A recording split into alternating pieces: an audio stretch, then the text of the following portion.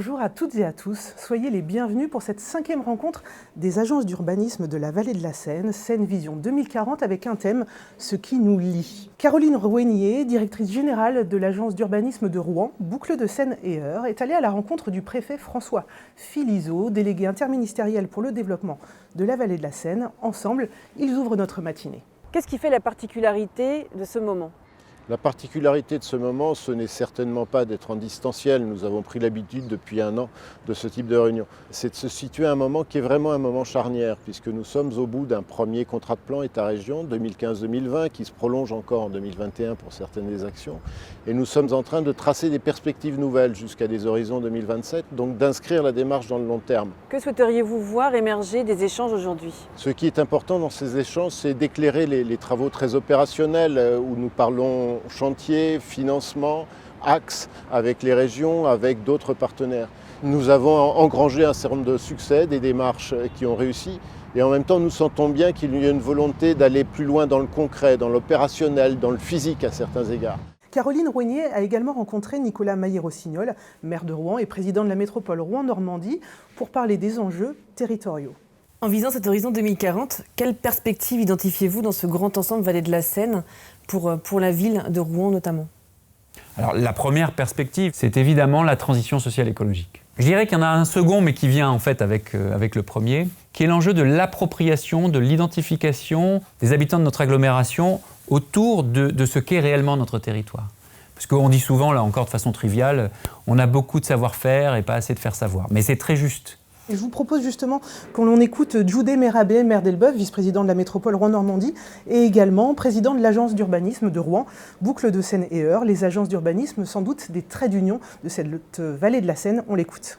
Quel rôle ont joué les agences dans ce processus partagé de Seine Vision 2040 ? C'est de rassembler, de fédérer les acteurs du développement de la Seine autour d'une vision prospective qui s'appuie sur des données qualitatives, quantitatives. L'idée, c'est vraiment de donner à comprendre aux acteurs de la Seine comment imaginer et comment accompagner le développement de cette colonne vertébrale de Paris au Havre pour l'ensemble des habitants du grand territoire. Au programme de notre matinée, 2 grandes séquences et 4 tables rondes. Sans plus attendre, je vous propose d'entrer dans le premier sujet qui nous réunit ce matin, une vallée des territoires, espace d'interaction territoriale et humaine. Et pour reposer le contexte, j'ai posé quelques questions à Arnaud Laure, directeur du pôle observation et valorisation de l'agence d'urbanisme de Rouen, boucle de Seine et Eure. Les agences d'urbanisme sont des outils qui ont vocation à articuler les enjeux locaux avec ceux portés à des échelles plus larges, en particulier à un niveau régional. Alors au cours de ces 5 dernières années, Rebecca, les agences ont abordé de nombreux sujets, notamment la question du tourisme, de l'industrie ou de la logistique, qui sont des sujets majeurs pour la vallée de la Seine. À chaque fois, les agences d'urbanisme ont abordé ces questions dans une optique transversale, associant problématiques économiques, urbaines, environnementales et des questions de mobilité par exemple. Ces travaux ont à la fois documenté un système territorial complexe et nourrir des réflexions stratégiques pour accompagner les politiques d'avenir. Une autre question pour Arnaud Laure, quels sont les enjeux et spécificités d'un point de vue économique à l'échelle de cette vallée de la Seine ? La vallée de la Seine réunit 1/6 des emplois industriels nationaux, ce qui représente environ 500 000 emplois. C'est un territoire clé pour un ensemble de secteurs d'activité, notamment la fabrication de matériels de transport, la production et la distribution d'énergie, l'industrie chimique et l'industrie pharmaceutique. La carte que vous pouvez voir derrière moi montre des réalités territoriales contrastées, avec d'un côté des intercommunalités en rouge qui connaissent des baisses d'emplois et en vert des territoires qui connaissent des croissances d'emplois au cours des dernières années. La carte montre également que ces croissances n'ont pas été portées par les mêmes secteurs d'activité au sein de la filière logistique. Il y a d'une part des croissances portées par l'activité de transport de fret, mais également des croissances dans le domaine des services, et plutôt autour des principales agglomérations et notamment dans l'espace francilien. Eh bien justement, parlons des enjeux économiques à l'occasion de cette première table ronde, activité économique, stratégie globale, ancrage local. Tout d'abord, Michel Houbron, j'aimerais savoir pourquoi et comment l'EPF Normandie s'inscrit dans ces coopérations à l'échelle de la vallée de la Seine. L'objectif, c'est mettre fin à la consommation excessive des espaces naturels et agricoles et faciliter le recyclage foncier. À partir de cette mission d'animation qui a consisté à faire travailler ensemble les agences d'urbanisme, le CEREMA, les CCI et bien sûr les collectivités, nous avons mené un programme de travail en 2 temps. Premier point, approfondissement de la connaissance de la problématique, à travers notamment un recensement des friches à l'échelle du CPIER. Alors, ce recensement est toujours en cours. Aujourd'hui, on en est à presque 700 sites en friche, quand même, repérés, et 1500 hectares à recycler potentiellement. Et puis, deuxième élément important de cette mission d'animation, c'est soutenir la reconversion d'un certain nombre de sites stratégiques qui ont été identifiés sur la vallée de la Seine. Et on peut focaliser d'emblée sur le Val d'Azé. Aujourd'hui, c'est composé d'une zone d'activité économique passablement obsolète d'environ 320 hectares, de terrains en bord de Seine qui ont de grandes qualités, notamment pour le développement d'une zone logistique, et puis une gare qui offre une qualité de service importante. Il est identifié depuis très longtemps en fait, comme étant un potentiel de développement multimodal dans le schéma stratégique Vallée de Seine de 2015, mais également dans le schéma portuaire de l'Eure porté par VNF. Nous, notre travail, c'était surtout un travail d'animation qui visait donc à réunir des partenaires, travailler ensemble et construire une vision collective qui s'est traduite par une cartographie des enjeux pour construire cette vision stratégique de développement sur à la fois le renforcement de l'activité industrielle logistique sur ce site, mais également prendre en compte l'existant, notamment les franges résidentielles, mais également les équipements qu'on peut avoir sur site et les espaces naturels de bord de Seine, mais et aussi autour des carrières qui sont nombreuses sur ce site. Et justement, Gaël Schauner, de nombreuses études thématiques ont été menées. Et justement, comment le CEREMA a accompagné cette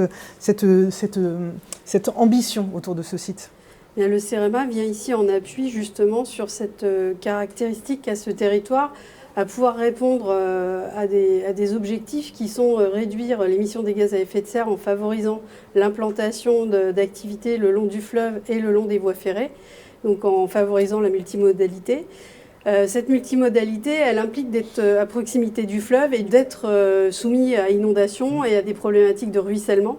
Et donc, jusqu'à présent, c'est vrai qu'on avait tendance à construire un projet et ensuite de s'interroger sur son interférence sur l'environnement, à la fois humain et d'ailleurs naturel. Et là, en fait, la démarche, elle vise à considérer, à étudier le contexte environnemental et hydraulique, le projet, et ensuite d'avoir une approche itérative pour interroger l'ensemble de ces items, de manière à proposer un projet harmonisé. Donc on a là aussi de l'innovation finalement, parce qu'on renverse la façon d'appréhender un site et ses spécificités. Tout à fait, c'est exactement ça. Bernard Leroy, d'après vous, quels sont les leviers les plus efficaces pour poursuivre le développement des industries de l'axe Seine ? Je sais que vous travaillez spécifiquement en plus sur la question de l'industrie à l'échelle régionale. Il y a une concentration des enjeux, notamment pour des industries qui doivent être forcément exportatrices. Je veux dire, aujourd'hui, on le voit bien sur notre territoire, si on regarde le territoire de Louviers, de l'agglomération Seine-Eure, il y a 40 ans, c'était essentiellement des industries comme Philips, comme Wonder, comme les Chaussures Label, etc. C'est-à-dire des industries à faible valeur ajoutée, sur des marchés domestiques. Tout ça, grâce aussi à la ville nouvelle, on a réussi à le développer, le transformer en attirant des entreprises à haute valeur ajoutée, fortement exportatrices, etc. Et donc l'axe Seine, la position de la Normandie fait que c'est ce type d'industrie, il faut favoriser l'implantation d'une part, mais aussi le développement de ces industries qui sont déjà présentes. Et on le voit bien, un des grands enjeux d'ailleurs des intercommunalités, dans leurs compétences développement économique, c'est d'anticiper les besoins de développement des industriels qui sont chez eux et pour leur offrir effectivement toute la partie logistique industrielle, puisque c'est bien de produire, mais il faut que ce soit distribué, expédié, etc. et autres. Et donc on voit bien que le couple industrie et logistique industrielle est fondamental. Donc c'est pouvoir Le respect de offrir l'environnement. un package en fait d'arrivée ou de maintien de ces industries en proposant la qualité de vie et aussi une offre par exemple multimodale extrêmement coordonnée, efficace pour qu'ils sachent que l'ensemble de leurs flux logistiques seront gérés dans de bonnes conditions. Les entreprises prennent ça très très au sérieux et bien souvent on découvre en discutant avec eux des idées extrêmement novatrices. D'ailleurs ce site de Gaillon-Val d'Azé effectivement combine tous les paramètres, va devoir faire preuve pour l'élaboration, et on a commencé à travailler de façon très intéressante, avec des idées très innovantes, avec une façon différente de voir les choses.